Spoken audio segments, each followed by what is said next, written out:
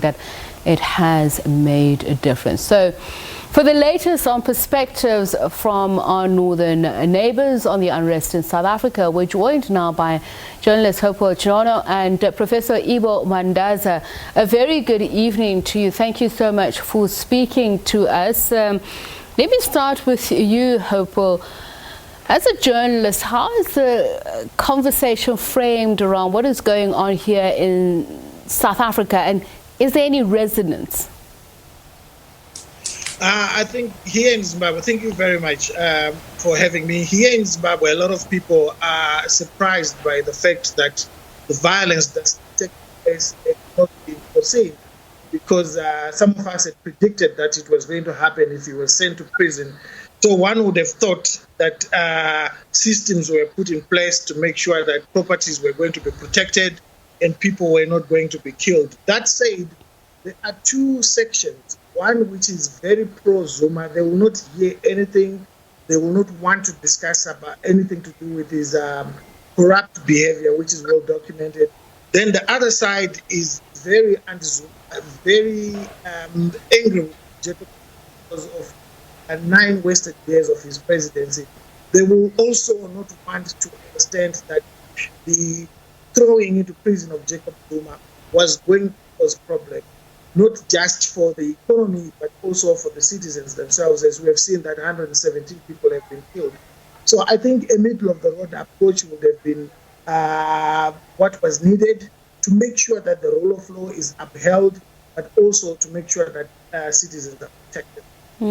Professor Mandaza, somebody who would have studied and has been studying the trajectories of the former Rhodesian areas, North and South Rhodesia, including what's been happening in Namibia.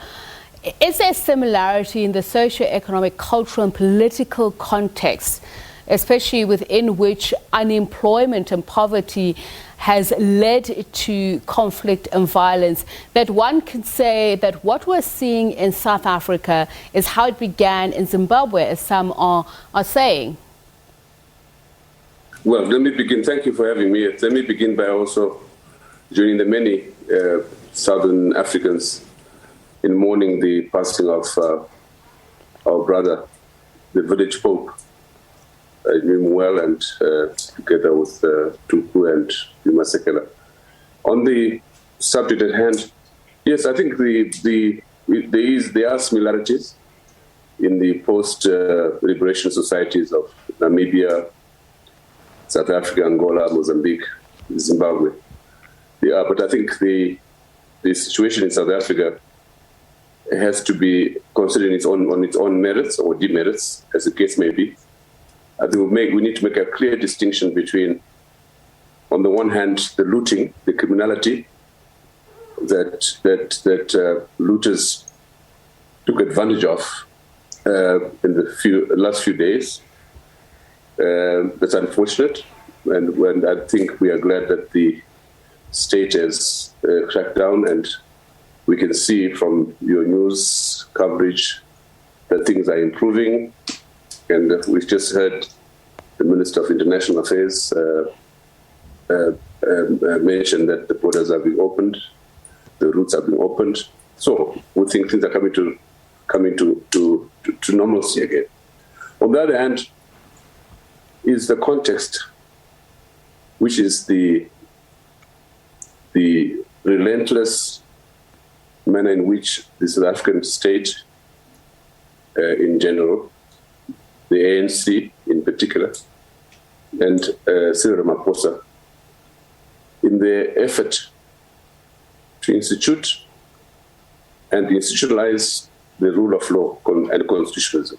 I think this is very important, and I think President Ramaphosa should be praised for that.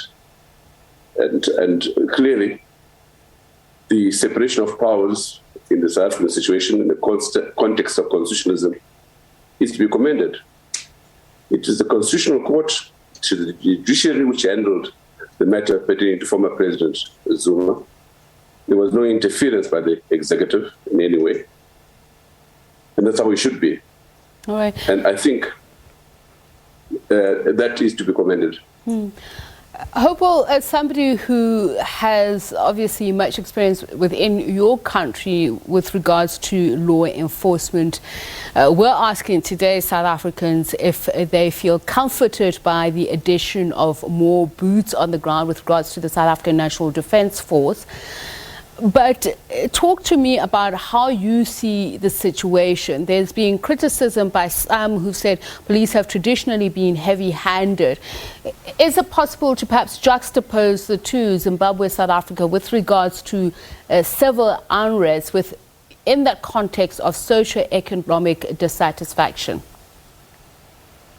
I think in Zimbabwe, we face the same problems as South Africa in terms of poverty. 95% of our potential workforce is out of work, so there is very much abject poverty in Zimbabwe. And in South Africa, the disparities are huge because you've got a very small minority that has a lot and a huge majority that has almost nothing. But in terms of the policing, I'm just watching from afar from Zimbabwe. I think your security forces have not been heavy-handed. Had it been in Zimbabwe, people would have beaten up. There would have been a lot of deaths emanating from the security services. So your police service must be commended for not using unwarranted violence towards the citizens. That said, I think there was a tragic failure in policing because when you end up with a situation that you have at the moment of vigilantes, communities looking after their, don't know how far they can go. They are not trained to deal with traditional policing, and you don't know whether they will continue once they test the power of being able to be in control of their communities, whether you'll be able to stop them when this is all over. All right. Professor Mandaza, Africa as a continent obviously has a huge youth demographic. Within the last 3 decades, for instance, it's been said that Zimbabwean youth have been involved as the main force behind social unrest and violent insurgencies in the country on several occasions. Your analysis of what we're seeing here in South Africa, of the conflict, is there a youth bulge to be spoken about there? And consequently, do you think the state launched enough number of programs and planning strategies to meet the needs of young people? Yes, I think you're right to point out that the demographic profile of the African continent is scary. 60 to 70% of the population is below 30, and the youth bulge in terms of school unemployment, school leavers feeding into the unemployment ranks is frightening right across the continent. And I think what brings into sharp profile the situation in South Africa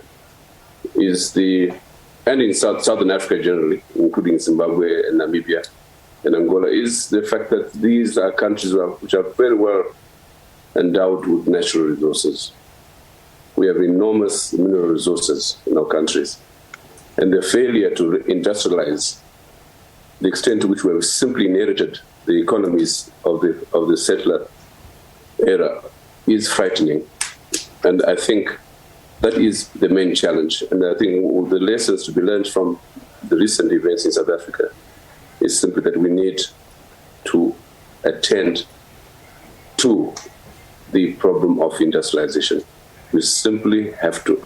And when we look at the extent to which South Africa in particular has been deindustrialized, and partly on the back of Chinese imports and so on and so forth, I think it's time also, as part of the strategy to industrialize and create employment, is to challenge our friends, including the Chinese.